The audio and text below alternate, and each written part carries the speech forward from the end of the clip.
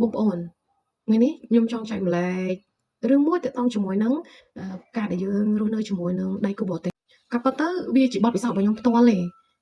ខ្ញុំសង្កេតឃើញថាអឺបរិបទទេសភាគច្រើនគឺពួកគាត់ចូលចិត្តសួរនាំ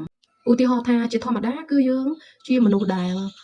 ហៅថារស់រាយនិយាយលេងសើចច្រើនអញ្ចឹងនៅពេលមួយដែលយើងស្ងាត់មាត់យើងអត់សូវនិយាយច្រើនគឺគេចាប់ផ្ដើមមកសង្កេតមើលថា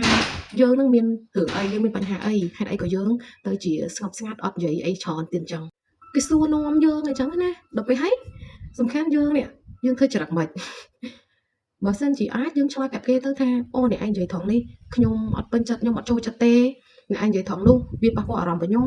បើដូចខ្ញុំគឺពេលខ្លះខ្ញុំប្រាប់ពេលខ្លះខ្ញុំខ្ជិលប្រាប់ថាអត់អីទេអត់បញ្ហាអីទេអត់មានរឿងអីទេបាច់បារម្ភទេហើយពេលខ្លះក៏ខ្ញុំប្រាប់អញ្ចឹងដល់ពេលដែលខ្ញុំប្រាប់ហ្នឹងគាត់ចាប់ផ្ដើមស្ដាប់គាត់ចាប់ផ្ដើមស្ដាប់ថាអូអ្វីដែលយើងប៉ះពាល់អារម្មណ៍ហ្នឹងអ្វីដែលយើងអត់ពេញចិត្តហ្នឹងគាត់នឹងវិភាគមើលលក្ខណៈថាគាត់នឹងនិយាយទៅមុខជាមួយយើងបែបធម្មតាមិននិយាយទាំងកំហឹងគឺយើងយករឿងហ្នឹងមកដាក់នៅនឹងមុខដាក់នៅលើតុហើយយើងទៅជែកវែកញែកអស់គ្នាទោះបីជាមិនមែនរឿងធំដុំមិនក៏ដោយប៉ុន្តែទម្លាប់របស់គាត់គឺចូលចិត្តទៅជែកទៅមុខគ្នាអញ្ចឹងដើម្បីលក្ខណៈថាស្រាយចម្ងល់ហ្នឹងរកខុសរកត្រូវកុំឲ្យថាបញ្ហាដដែលហ្នឹងវានឹងកើតឡើងនៅពេលក្រោយទៀតអញ្ចឹងបើសិនជាគាត់គាត់ថាអូអាហ្នឹងវាជាកំហុសរបស់គាត់មែនគឺគាត់សុំទោសហើយគាត់សុំទោសដោយស្មោះហ្មងវាមិនមែនគាត់ថានិយាយបានទេណាតែបើសិនជាគាត់យកមកវិភាគជាមួយយើងហ្នឹងគាត់ថាវាអត់សមហេតុផលរឿងអញ្ចឹងសោះយើងក៏អន់ចិត្តឬក៏អត់ពេញចិត្តឬក៏upset ឬក៏sad អីចឹងណាអញ្ចឹងយើងជាអ្នកដែលបានទទួលអារម្មណ៍ sad ហ្នឹងយើងក៏ត្រូវគិតខ្លួនឯងដែរថា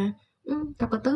វាដូចអត់សមហេតុផលដែលយើងត្រូវអន់ចិត្តជាមួយគាត់ដោយសារតែរឿងអញ្ចឹងសោះតោះពីយើងប្រកែកហើយប្រកែកយើងវែកញែករួចហើយក៏ត្រូវដឹងថាតើយើងជាអ្នកខុសឬគាត់ជាអ្នកខុសហើយយើងសម្របសម្រួលគ្នាយើងសុំទោសគ្នាគាត់សុំទោសយើងសុំទោសគាត់និយាយទៅសម្រាប់ជីវិតរបស់ខ្ញុំរាល់ថ្ងៃដែលនៅជាមួយគ្នាជិត1ឆ្នាំនេះគឺវាជាការអនុវត្តផ្ទាល់របស់ពួកយើង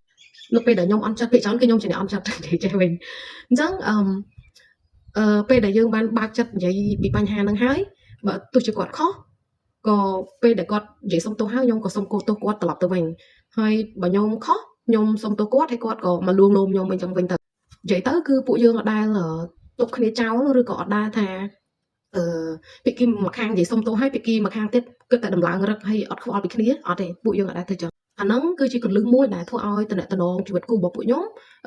អត់មានបញ្ហាអីធំដុំហើយនៅតែល្អក់ល្អឿនត្រជាក់ត្រជុំស្រឡាញ់គ្នាកាន់តែខ្លាំងឡើងអញ្ចឹងសង្ឃឹមថានេះគឺជាការចែកម្លែកមួយសម្រាប់បងប្អូនទាំងអស់គ្នាសម្រាប់អ្នកដែលកំពុងនៅក្បែរឬក៏មានតំណែងនៅជាមួយនឹងដៃគូឬក៏ស្វាមីជាជនជាតិបរទេសអូខេអញ្ចឹងវីដេអូខ្ញុំក៏មានតែប៉ុណ្្នឹងឯងអរគុណបាយបាយបងប្អូន